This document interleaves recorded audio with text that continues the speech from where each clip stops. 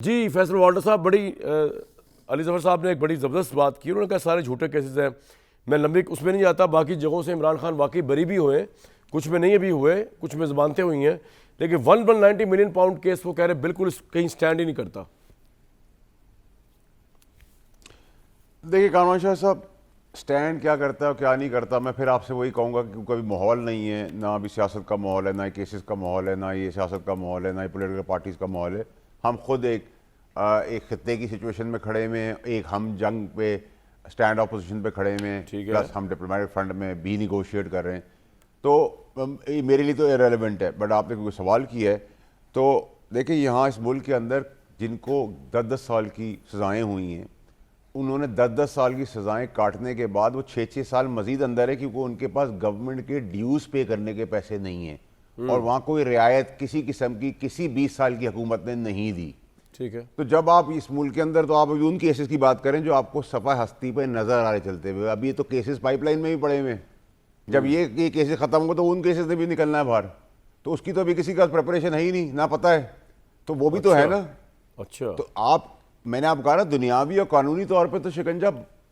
तो आप ये कह रहे हैं कि दुनिया में आग लगी हो, जंगें चल जाए, पाकिस्तान दोबारा जंग शुरू हो जाए, खुदा न खास्ता इमरान ने अंदर ही रहना है, आप ये कह रहे हैं? जो ये है सारा मामला, यही कह रहे हैं ना आप? देखिए काबरा शाह साहब, अब इंडिया पाकिस्तान की जंग हुई थी, मैं वो मिसाल दे रहा हूँ। वो जो बच्ची का कत्ल किया था, उसकी सजा क्या माफ़ कर दी गई?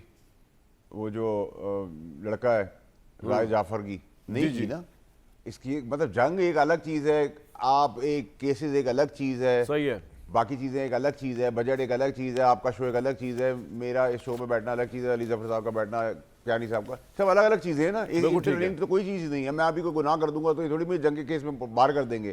तो अभी तो दुनियावी कानूनी तौर पर और इस मुल्क के अंदर ये रिवायत रही है। फांसी पर चढ़ गए हैं आपका इलेक्टेड लीडर भुट्टो साहब, और जेल से आपको ऐवान सदर भी आपने जाते हुए लोगों को देखा है। आपने मुल्क से जो मफरूर थे वो वापस मुल्क में आते हुए देखे। तो इस मुल्क के अंदर बड़ी थिन लाइन है, इसमें बड़ी चीज़ें आपने देखी हुई हैं। कोई भी चीज़ आप प्रिडिक्ट नहीं कर सकते इस मुल्क के अंदर। बिल्कुल ठीक है सर।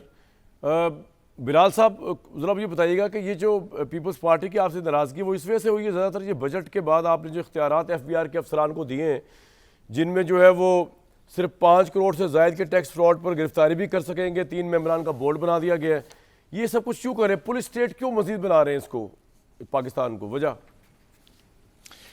जी कामरान साहब, देखिए कल आपने गिरफ्तार होना है इसके अंदर, जिस तरह बड़ा जी सर सुन तो लेना, मेरी गुजारिश सुन लीजिए। सबसे पहले स्टैंडिंग कमेटीज़ में बड़ी तफसील में गुफ्तगू हुई, और एक स्टैंडिंग कमेटी पे तो बल्कि फैसल वावडर साहब भी मेंबर हैं, और सारे वहाँ पे आप जानते हैं क्रॉस द बोर्ड मेंबरान होते हैं। देखिए इसमें ये बड़ी और अच्छा कि आपने सवाल किया, ये वजाहत बड़ी अहम है क्योंकि इसके बारे में बड़ी मिसअंडरस्टैंडिंग है। मौजूदा अभी जो ताकत FBI के पास मौजूद थी वो ये थी कि एक असिस्टेंट कमिश्नर इनलैंड रेवेन्यू, उसके पास ये बाय द वे ताकत गिरफ्तारी की FBI के पास नहीं है, ये पहले से है। और पहले तो सिर्फ मौजूदा प्रोविज़न में तो सिर्फ असिस्टेंट कमिश्नर इनलैंड रेवेन्यू खुद ही एक नतीजे पे पहुंच के एक रीजनेबल ग्राउंड्स बनाकर वो गिरफ्तार कर सकता था।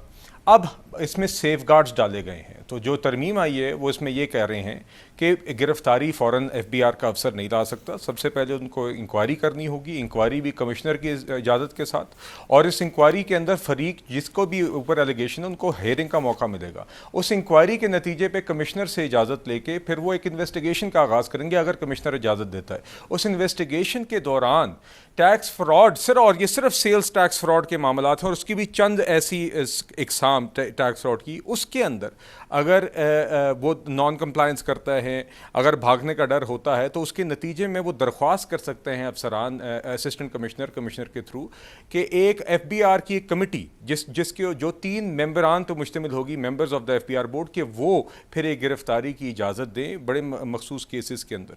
तो देखिए ये तो मौजूदा एक ताकत जो अभी असिस्टेंट कमिश्नर इनलैंड रेवेन्यू के पास इंक्वायरी स्टेज पीपल्स पार्टी क्यों नाराज है? उसमें सेफ गार्ड डाले गए हैं ताकि जो शहरी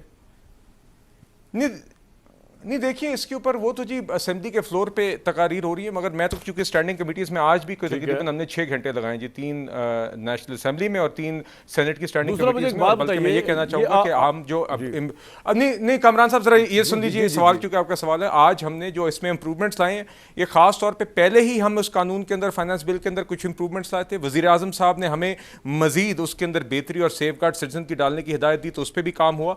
कुछ पीपल्स पार्टी की तरफ से, फारूक नाइक साहब की तरफ से स्टैंडिंग कमेटी में भी कुछ तजावीज़ आई थी, हमने वो भी शामिल की, मगर हमने उससे भी वन स्टेप बियॉन्ड जाके जो तजावीज़ आई थी उससे भी ज़्यादा सेफ गार्ड डाल के इसको कमिश्नर के ऊपर आपका पॉइंट आ गया, बजाय 3 मेंबरान की कमेटी पर लेके गए जो तजवीज़ नहीं थी जी। ठीक है।